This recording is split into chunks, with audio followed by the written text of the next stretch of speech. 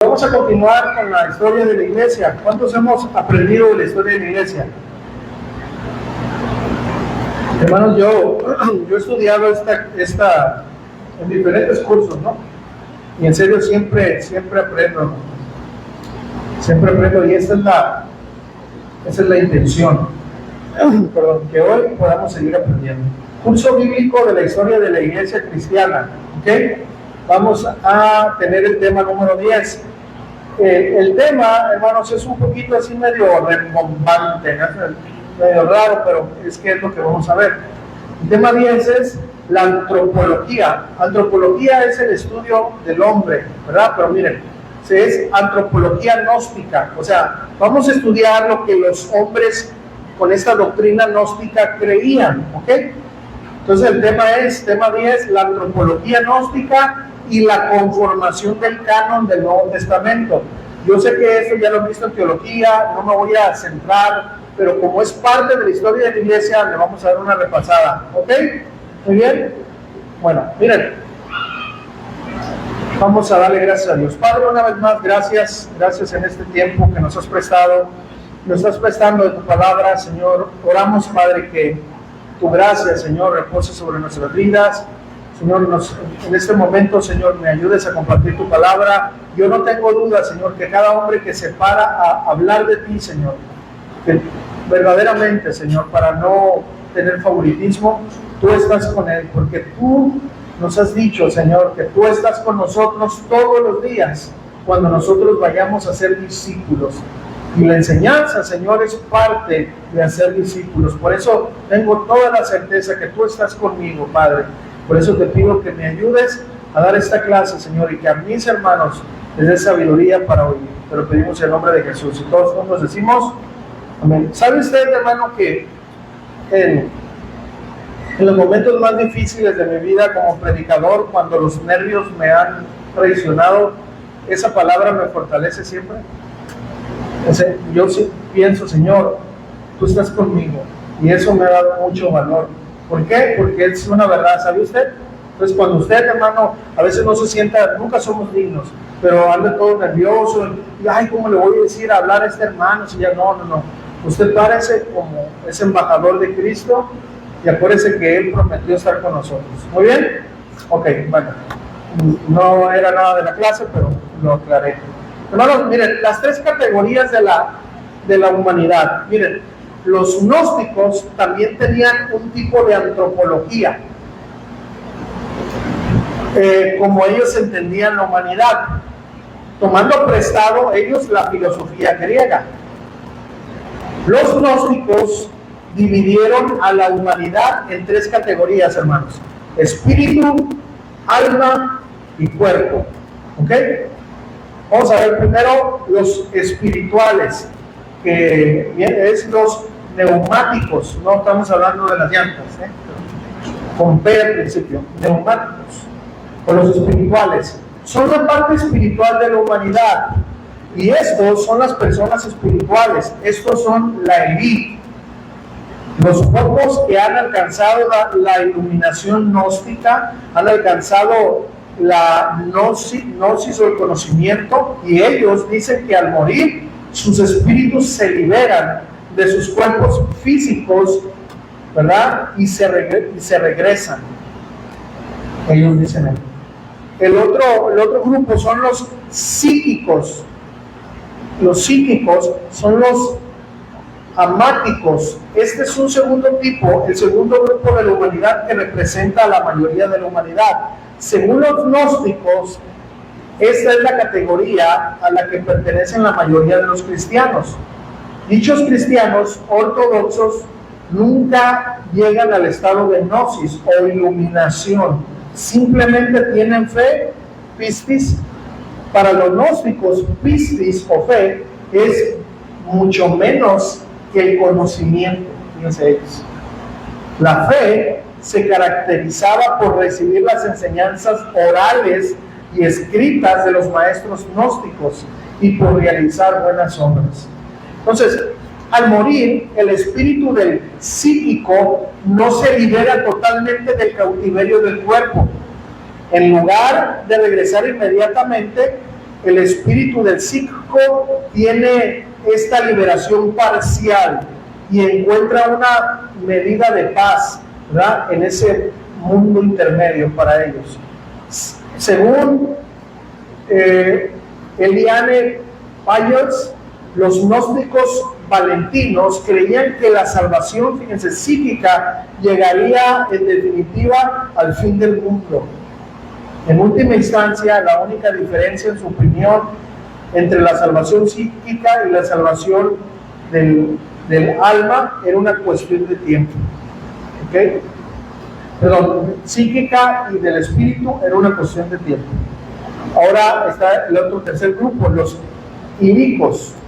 El tercer grupo son las personas materiales del cuerpo. Pues, acuérdense que hablamos espíritu, alma y cuerpo. Los ilicos, ¿verdad?, son las personas materiales, las personas que se centran totalmente en lo físico. Estos son llamados ilicos. Los ilicos son aquellos que están completamente enfocados en el mundo físico y material. Son sensuales y perversos.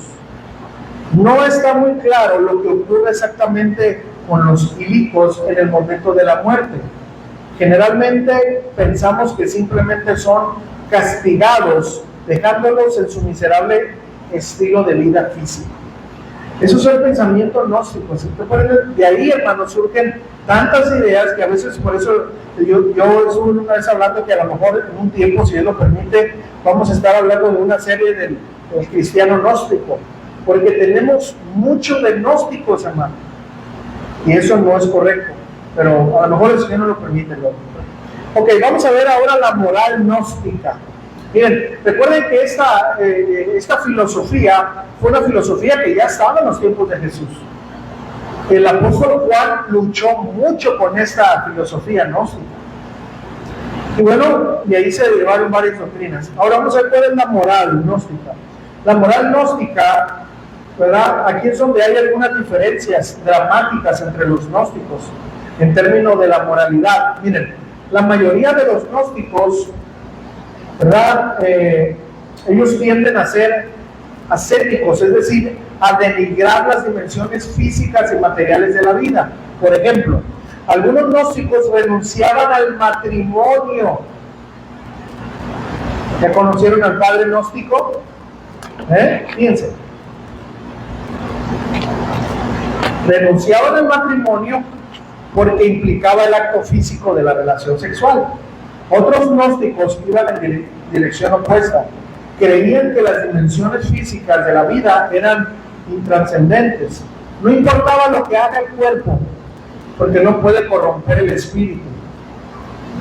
En Egipto hay algunos pequeños grupos de gnósticos que tenían fama de ser muy licenciosos, dedicándose a la inmoralidad sexual, o sea, tienen mucha licencia, con la premisa, con la, ¿verdad?, la palabra esta, de que haga lo que haga, en mi cuerpo no puede dañar el espíritu interior. ¿Cómo ve usted?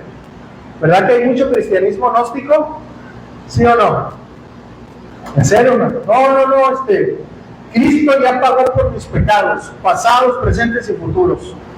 Ningún pecado me puede apartar de la salvación. Es un gnosticismo.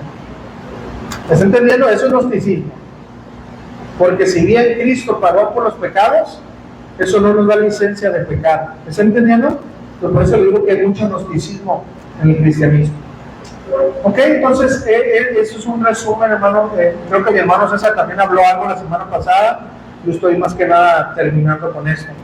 Ahora, los principales tipos de desafíos que le enfrentó la iglesia primitiva, ¿verdad? Cuando los gnósticos, era esto, ¿no? Cuando los gnósticos decían ser cristianos, pues se creaba un problema en las iglesias, porque ellos querían meter sus filosofías.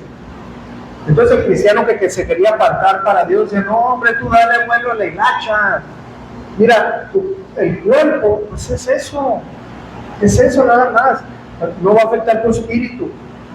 Ellos entonces, por ese razonamiento, decían que es imposible que Dios pudiera bajar en forma humana, porque el cuerpo material es corrompido, por eso ellos no podían creer que Jesucristo era Dios.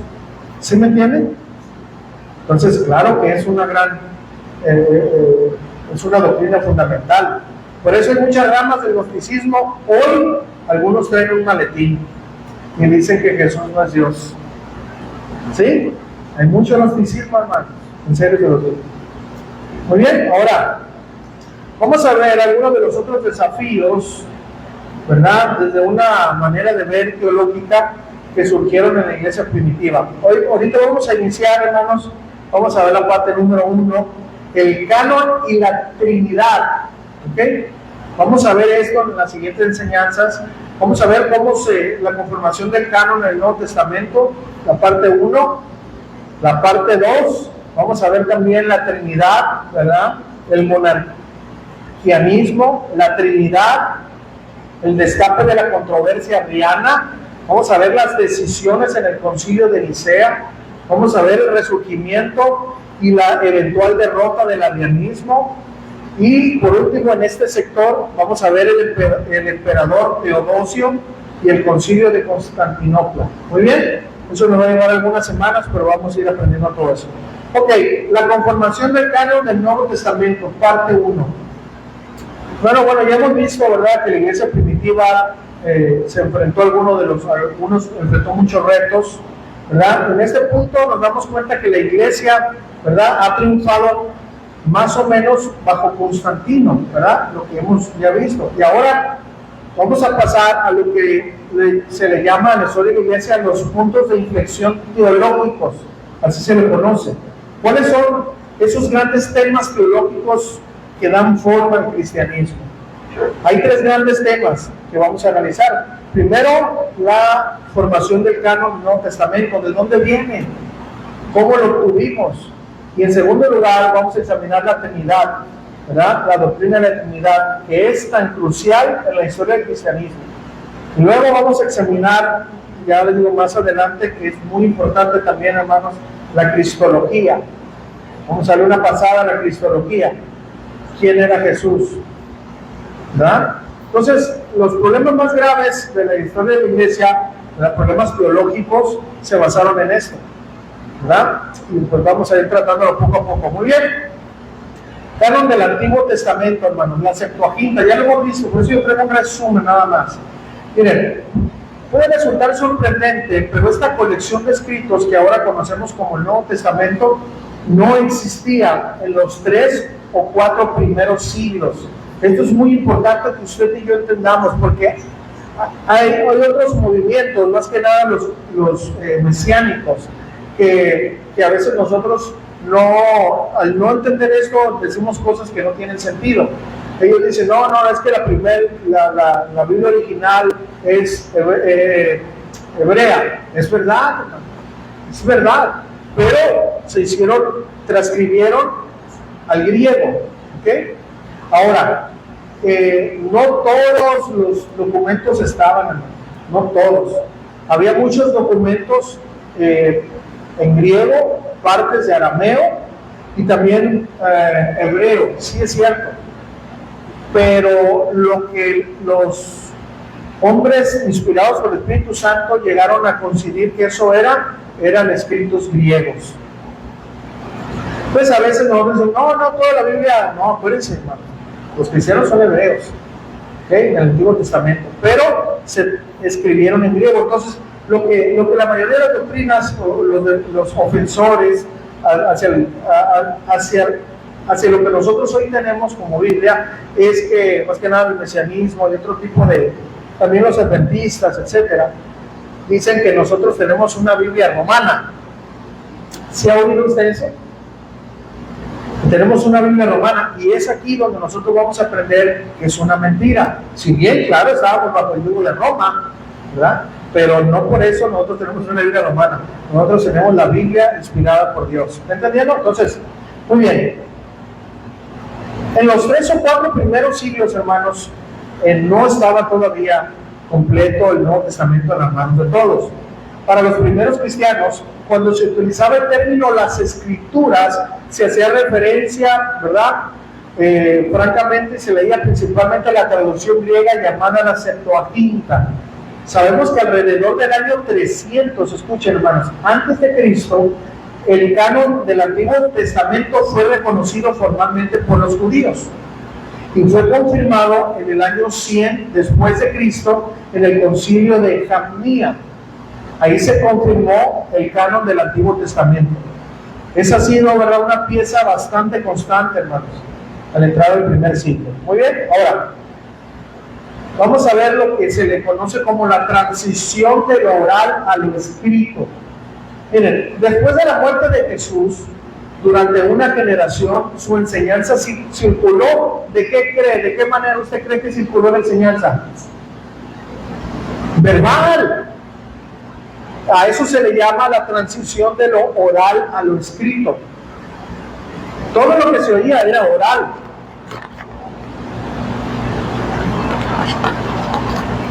Hermanos, la gente comenzó a contar historias. Jesús dijo esto, Jesús dijo aquello. A mediados del siglo I, los cristianos empezaron a recoger por escrito las enseñanzas de Jesús. Tiene mucho sentido, hermano. Cuando la iglesia cristiana comenzó a recopilar esas enseñanzas de Jesús en forma escrita, una de las cuestiones más importantes fue qué escritos estaban autorizados y qué no. Por ejemplo, hermanos, hay muchos estudios que han dicho que el Evangelio de Marcos verdaderamente perteneció a Pedro, que Marcos solamente narró todo lo que Pedro le estaba diciendo. ¿Sí me entienden? Pero eso no quita nada, ¿no? Juan Marcos, pero me entienden. Pero que fue Pedro el que le estuvo diciendo. O sea, hay tantas cosas que todo el mundo no cambia nada, pero te estoy poniendo un ejemplo. Cuando la iglesia cristiana entonces comenzó a recopilar esas enseñanzas de Jesús, ¿verdad? Ellos tenían eso. ¿Cuáles pueden ser autorizadas? ¿En qué recuerdos debemos de confiar? Así que el largo y complicado proceso de llegar a un consenso sobre los escritos debería de tener que la misma autoridad de quién, del Antiguo Testamento, porque ya habían pasado por ese proceso. ¿Sí me entienden? Muy bien. Ahora, el canon, la vara de medir. Miren, una lista aceptada de escritos con autoridad llegó a conocerse como el canon de las Escrituras. No me refiero a la composición, ¿verdad? Sino que canon viene de una palabra griega que se refiere a vara de medir, ¿ok?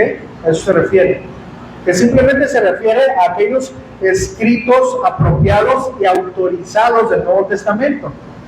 Ireneo, hermanos, el obispo de León, fue el primero en hablar del Nuevo Testamento, es decir, la colección autorizada de escritos, pero la iglesia tardó un par de siglos en llegar, hermanos, al consenso, ¿verdad? Todos estar en un mismo sentir. ¿Qué escritos constituían realmente el Nuevo Testamento completo? ¿Verdad? Ahora vamos a ver los criterios de inclusión. Miren, no había un criterio, hermano, formalmente establecido por el cual se debía de discernir por qué algunos escritos eran aceptados y por qué otros no. Pero había algunos indicadores, ¿verdad?, que nos ayudaban a entender cómo fue que el Nuevo Testamento surgió y cómo se hizo para entender que era verdaderamente inspirado. Bueno, obviamente una de las características que discernían esto, ¿verdad?, la más importante es la primera, esta. Fue escrita por un apóstol. ¿Okay? Fue escrita por un apóstol o por alguien, escuchen, en estrecha asociación con un apóstol. ¿Ok? Si lo fue, entonces debemos de considerarlo seriamente.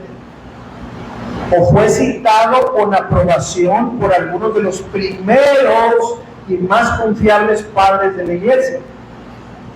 Si Ireneo citó un texto, significaba que tal vez sea uno de los que debemos mirar para asegurarnos y considerar si debe de ser incluido en nuestro canon del Nuevo Testamento. Entonces, por supuesto, el escrito concuerda con nuestra comprensión de ¿qué? De las enseñanzas de los cristianos de los últimos, ¿verdad?, varios años. Si algo es muy diferente de lo que se ha enseñado, ¿qué era lo que pasaba? Que eso no debería de pertenecer. ¿Sí me entienden? Por eso los macabeos, que de hecho fue una guerra, fue una historia muy bonita, porque fue verdaderamente, no se incluyó ¿verdad? En el Antiguo Testamento, no porque no fuera cierta, ¿okay? Sino porque era algo particular de la historia judía, no era algo divinamente inspirado por Dios. ¿Me entienden? ¿Ok? Entonces, vamos a ver los 4 evangelios. Miren, teniendo en cuenta este tipo de criterios, que tenía que haber sido un apóstol, alguien muy allegado a él. ¿Por qué digo esto de los apóstoles? ¿Quiénes estuvieron cerca de Jesús? ¿Quién iba a ser una fuente fidedigna? Ellos. ¿Ok? Es por eso, hermano, que se tomó eso. Porque muchos dicen, no, que eso es, hermano. ¿O qué querías? Que Jesús lo escribiera, ¿no? Jesús lo escribió, como dijo el profeta en el Antiguo Testamento, en las tablas de los corazones de los apóstoles, para que nos lo pasaran a nosotros. Amén. Ok, entonces miren, a finales del siglo I y a principios del siglo II había una colección de relatos de los evangelios que empezó a circular entre las iglesias. Lo más fascinante de esa colección de los evangelios es que se trata de una colección de 4 relatos evangélicos. Escuchen esto, hermanos, no 5, ni 3, ni 10. Y fueron los 4 que ahora conocemos: Mateo, Marcos, Lucas y Juan. Así pues, a finales del siglo I, principios del siglo II, ya existía una colección de relatos evangélicos. Nuestros 4 relatos evangélicos que circulaban de iglesia en iglesia a finales del siglo II. El carácter de estos 4 evangelios era generalmente reconocido por la iglesia cristiana. Conocemos esta parte porque el cristiano sirio llamado Daciano compuso a finales del siglo II lo que ahora llamamos una armonía de los evangelios. La suya se llamó, ¿verdad?, el Diatesaro, que significa los 4, hecho de los 4. Se refería a esta armonía de los 4 evangelios. Es muy significativo, hermanos, que armoniza Mateo, Marcos, Lucas y Juan y ningún otro. ¿Se da cuenta? Así que el Diatesaro de Daciano presupone la autoridad normativa de estos 4 relatos evangélicos en una etapa muy temprana de la iglesia. ¿Okay? Ahora vamos a ver las cartas de Sao Paulo. Estoy hablando en lenguas, ¿entendieron? Vamos a ver las cartas de Pablo. También encontramos que más o menos en la misma época, a finales del siglo I, principios del siglo II, había una segunda colección de escritos, hermanos, que circulaban entre las iglesias cristianas. Era una colección de cartas del apóstol Pablo. En el año 95 después de Cristo tenemos una carta de Clemente de Roma, y esta está escrita a la iglesia de Corinto. En esta carta está bastante claro que el Clemente en Roma posee una copia de la carta de Pablo a los Corintios, así como varias otras cartas de Pablo. Así que al menos en Roma se tiene conciencia de una colección de las cartas de Pablo. Esta colección paulina incluía probablemente primero 10 cartas, todas menos las pastorales, ¿okay? Primera, segunda de Timoteo y Tito, y más tarde se añaden las 3 que acabo de decir. No sabemos exactamente cuándo, pero sí fue pronto, según los historiadores. A principios del siglo II, entonces, la colección de las cartas de Pablo y la colección de los 4 evangelios ya circulaban, hermanos, entre las iglesias. ¿Muy bien? Ahora miren, los Hechos, un puente entre los evangelios y las epístolas de Pablo. Eso nos lleva al libro de los Hechos. En algún momento, hermanos, la colección paulina y la colección evangélica se convirtieron en una sola colección. Los eruditos especulan que el puente que unió la colección paulina con la colección evangélica bien pudo haber sido el libro de los Hechos. Esto es lógico, hermanos, porque Hechos está obviamente vinculado con ¿quiénes? Con los evangelios y con Pablo, ¿sí o no? sea, nada forzado. ¿Se está dando cuenta cómo se formó? No hubo nada forzado. Estaban los 4 evangelios, entra Pablo, y Hechos, después de los apóstoles, el apóstol que se mencionó más, después del capítulo 8, fue el apóstol Pablo, ¿sí o no? Los viajes de Pablo, etc. Bueno, entonces, ahora, Hechos, pues, fue escrito por uno que escribió los evangelios, el doctor Lucas, ¿sí me entienden? Entonces, Lucas también está relacionado con los escritos de Pablo, porque el libro de los Hechos proporciona una enorme cantidad de antecedentes históricos y explicaciones sobre el ministerio de Pablo.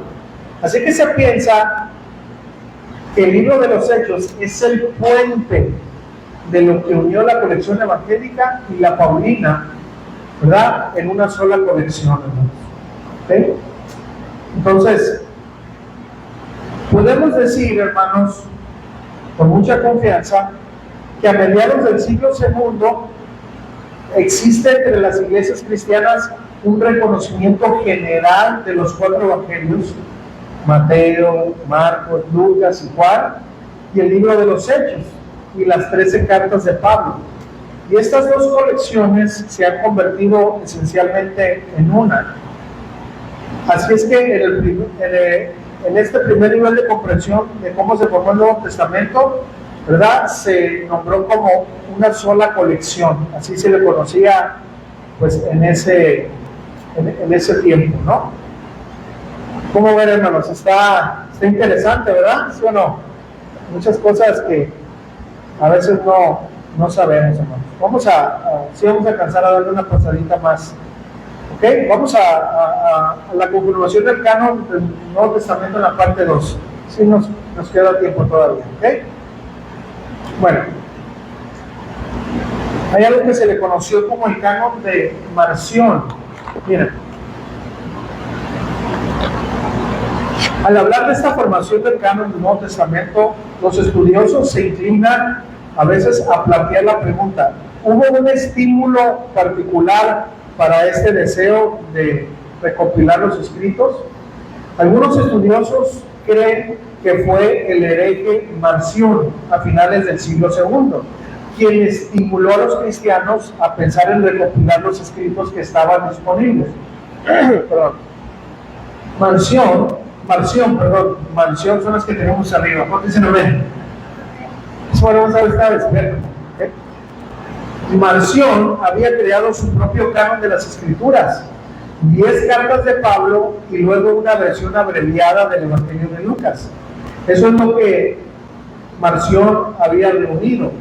Otros estudiosos sostienen que Marción se limitó a revisar una lista de libros ya existente, ¿verdad? Lo que sea que se piense, si Marción estaba relacionado a lo que ya existía o estimulando la conclusión, es que para el siglo II empezamos a ver una serie de listas que surgen entre los cristianos.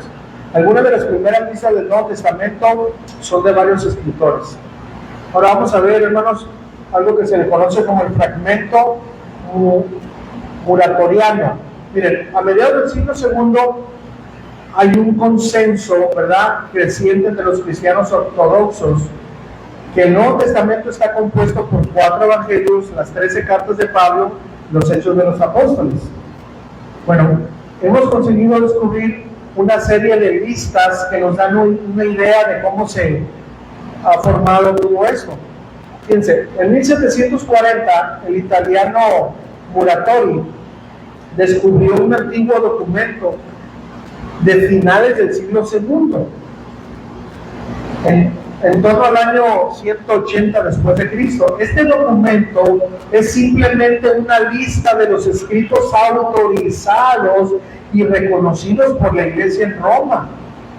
Esta lista se le llamó así, ¿verdad?, fragmento muratoriano, porque lo descubrió, incluye los 4 evangelios, los Hechos, los Apóstoles, las 13 cartas de Pablo, las epístolas de Juan, primera, segunda y tercera, ¿verdad?, Judas y el libro de Apocalipsis. En general, el fragmento muratoriano parece incluir aproximadamente el 85 o 90% del canon final del Nuevo Testamento. ¿verdad? Entonces, y esto se reconoce en Roma a finales del siglo II. Dicho de otro modo, el canon muratoriano incluye 23 de los 27 escritos del Nuevo Testamento. ¿Okay? Ahora, los libros canónicos no incluidos en el fragmento muratoriano son Hebreos, Santiago y Primera y Segunda de Pedro. ¿Okay? Ahora vamos a ver a Ireneo y Orígenes. Ya hablamos un poquito nosotros de ellos, estos padres de la iglesia, que de hecho mi hermano Chuy dio esa clase. No se debe de confundir, hermanos, los papas con los padres de la iglesia, ¿okay? Porque muchos de ahí se agarran también, no, es que desde entonces fueron los padres de la iglesia. Bueno, en ese entonces esa palabra padre no era para hablar de un obispo que tenía al cargo de todo, no, era una palabra con cariño, que se le daba un hombre que verdaderamente vivía la palabra de Dios, ¿me entienden? Esa es la gran diferencia. El Papa era un hombre absoluto que tenía todo el poder sobre un imperio. El padre de la iglesia era un hombre que vivía el cristianismo y que la gente lo reconocía como un verdadero obispo de Dios. ¿Ok? Personas que estuvieron cerca de los apóstoles, algunos de ellos. Otros discípulos del apóstol Juan. ¿Ok? Bueno. Ireneo y Orígenes. Hay otra lista, ¿verdad?, que se encontró, una lista de Ireneo y el obispo de León, perdón, a finales del siglo II, y de Orígenes en el siglo III. Ellos desarrollaron sus propias listas. Si bien con los 4 evangelios, todas las epístolas de Pablo, los Hechos, algunas de las epístolas de Juan, hay un poco de ambigüedad en esto, pero en general las epístolas de Juan, incluyendo el libro de Revelación, Apocalipsis, estas listas de Orígenes y Ireneo incluyen el libro de Hebreos y el libro de Santiago. ¿Okay? También hubo por ahí algunos textos no canónicos, o sea, no aceptados, y no voy a mencionar, son muchos, ¿no? Pero algunas de estas listas de Ireneo y Orígenes también contienen escritos que ahora entendemos como no canónicos. Por ejemplo, en esta lista podría incluir el Pastor de Hermas. Es un buen libro, si usted lo lee es un buen libro. Orígenes reconoció la epístola de Bernabé, ¿verdad? Y el fragmento que miramos hace rato, muratoriano, incluyó algo llamado el Apocalipsis de Pedro. ¿Saben cuál fue el Apocalipsis de Pedro? Cuando Jesús ama a su suegra, no se crea, nomás para que no se crea, ¿eh? Entonces, había otro libro así, el Apocalipsis de Pedro, ¿verdad? Según él, como un escrito autorizado. Había ambigüedad, o sea, no llegaban a un acuerdo, ¿no?, entre esos escritos. Muy bien. Ahora también, una de las cosas que tenemos que señalar es que en las primeras listas de los escritos autorizados en el Nuevo Testamento tenían una distribución geográfica muy amplia. Fíjense, el fragmento muratoriano de Roma, Ireneo, es de la Galia o Francia, y Orígenes es de Egipto. Por lo tanto, es una zona geográfica amplia y hay una gran cantidad de entendimiento común sobre qué libros son autorizados, aunque, como les digo, en ese entonces todavía había mucha ambigüedad, ¿no?, en esos escritos. Ahora, ¿por qué Hebreos no? Las 3 colecciones que ya mencionamos, el fragmento muratoriano, la lista de Orígenes y la de Ireneo, excluyen el libro de los Hebreos, hermano. Pero es fácil de explicar, ¿eh? Simplemente no sabían quién era el autor. ¿Sí me entienden? Y en eso acuérdense en qué se basaba que fueran inspirados, según ellos, en que debía de ser un apóstol o uno cerca. Entonces, como no estaba la firma de un autor, ellos no lo tomaron en cuenta. ¿Sí me entendieron? Por eso no lo incluyeron en la lista. No porque no estuviera. ¿Ok? Ahora vamos a ver el acuerdo general alrededor de los 230 después de Cristo. Entonces, podemos decir en resumen que al menos en la época de Orígenes, estamos hablando ahora aproximadamente en 230 después de Cristo, parece haber habido un acuerdo general sobre la mayoría de los escritos del Nuevo Testamento. Sin embargo, había un margen de duda sobre algunos escritos, algunos de los cuales se incluyeron y otros porque se excluyeron, ¿verdad? Posteriormente. Por ejemplo, hay una lista que también se le llama la lista de Eusebio. La lista de Eusebio, que es más autorizada a medida que avanzamos en la historia, eso fue a principios del siglo IV, es decir, en el año 325, Eusebio de Cesarea. Él resumió 4 clases de escritos en el Nuevo Testamento. ¿Okay? Él dijo, los primeros los llaman homologonea, y son los escritos universales, homologados, universales reconocidos por la Iglesia como canónicos. Por lo que él sabía, todos los cristianos aceptaban los 22 libros de nuestros 27 libros, los 4 evangelios, Hechos, las 3 epístolas de Pablo, ¿verdad? Todas sus epístolas, primera de Pedro, primera de Juan, y Hebreos y Apocalipsis. Esa fue la primera. La segunda clase se la llamó la antilegomena, y los libros que son generalmente aceptados por la Iglesia, pero existe cierta duda. Estos escritos son Santiago, Judas, primera, segunda y tercera de Juan y segunda de Pedro. Creo que en términos prácticos podemos incluir aquí Hebreos y Apocalipsis. La cuestión aquí entonces es que a menudo sobre la autoría, y eso fue lo que dejó algunas cosas en duda, aunque los cristianos ya las aceptaban. El tercer grupo se le llamó como espurio, pero provechoso. La tercera categoría de Eusebio eran los espurios, libros que a juicio de Eusebio no pertenecían al canon, pero en la lectura había muchas cosas de provecho para los cristianos. Por ejemplo, Eusebio creía que el pastor de Hermas, aunque no era canónico, seguía siendo valioso. También la epístola de Bernabé, la primera epístola de Clemente de Roma y la epístola de Policarpo,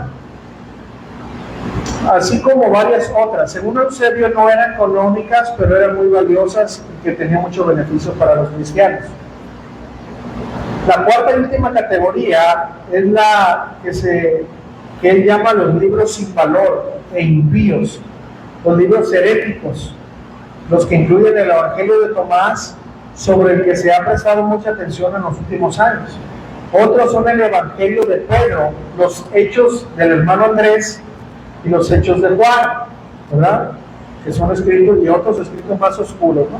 Entonces, bueno, uno de los aspectos, hermanos, interesantes de la lista de Eusebio es que habían viajado mucho y había conocido a muchos otros obispos, especialmente en el famoso concilio de Nicea.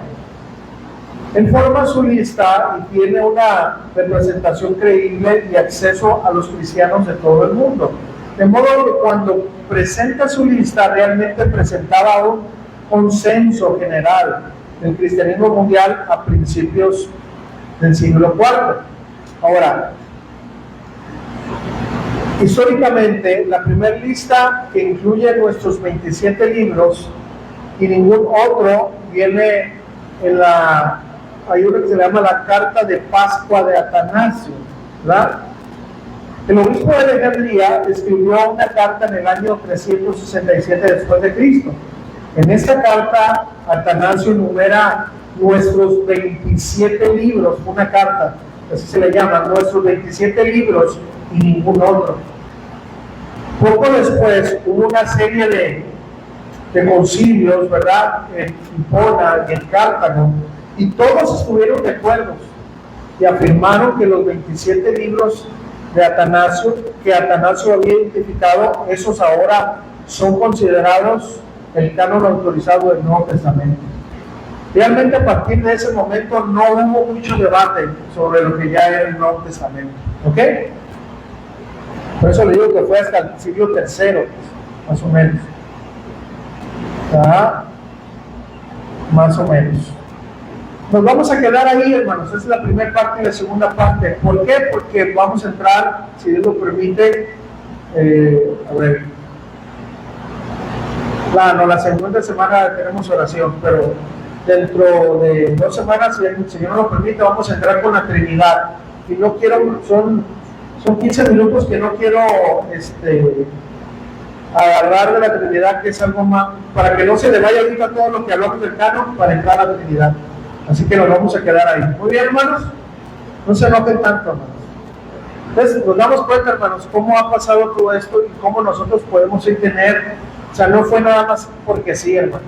Hubo toda una recopilación a años y la misma Biblia, como la regla, que es nuestra regla de fe y de conducta, se acomodó sola. Si en dado caso no se entendió muy bien lo de Hebreos, ya le explicamos por qué, porque no tenía un autor definido, entonces ellos esperaron. Pero al leer, al entender, ¿verdad? Ahora sí que la inspiración divina, ¿verdad? Se llegó a ese acuerdo que sí. Entonces, desde el año 367 de ahí en adelante, hermanos, en esta carta de Atanasio que él escribió, y él dijo, ¿sabes qué? Estos fueron, no porque él, no, esa fue una carta que ya esos 27 libros se habían autorizado, porque pasaron algunas cartas no canónicas, que se vio muchas cosas que no estaban ahí. Ok, así que eso yo estoy hablando aquí, hermanos, de la historia de la iglesia. Ya cuando se habló acerca de la teología se explicaron las cosas, pero yo estoy hablando de la historia de la iglesia, así fue como se formó. Hasta el 367 después de Cristo ya se pudo tener todo el Nuevo Testamento autorizado. Ok, hermanos, muy bien, aprendimos. Pues vamos a darle gracias a Dios. Padre, en tu nombre precioso venimos, Señor, en el nombre que es sobre todo nombre, en el nombre precioso de Cristo Jesús, agradecidos porque hoy nos has hablado, Padre. Nos has hablado por medio de tu palabra, nos has hablado por medio de la historia de la iglesia. Gracias, Padre. Ayúdanos a seguir adorando tu nombre, Señor, siendo esos verdaderos adoradores, Señor. Ayúdanos, Señor, a valorar los 27 libros que hoy tenemos en el Nuevo Testamento, pero también los 39 del Antiguo. Ayúdanos a valorar, Señor, que fue el poder de tu Espíritu Santo quien pudo preservar, Señor. No fue una autorización humana, fue, Señor, el poder de tu Espíritu Santo que preservó todo aquello que pudieron ver de ti, Señor, todo aquello que tú les dijiste que escribieran, Señor, todo aquello que tú inspiraste a escribir. Gracias, Padre, porque hoy tenemos todo, Señor, lo que antes nuestros hermanos no tenían. Hoy podemos entender desde la creación hasta el final de los tiempos. Antes no. Qué privilegio tenemos hoy, Señor. Pero también, Señor, qué pérdida de tiempo, Señor. Te pedimos perdón porque a veces perdemos tanto tiempo en vez de dedicarnos más a estudiar tu palabra, Señor. Lo perdemos. Y antes lo que querían esos cristianos era tenerlo todo para estudiar. Y hoy que lo tenemos todo, no estudiamos, Señor. Perdónanos. Ayúdanos, Señor, a valorar más lo que hoy tenemos. Gracias, Padre. Te lo pedimos en el nombre de Jesús y todos juntos decimos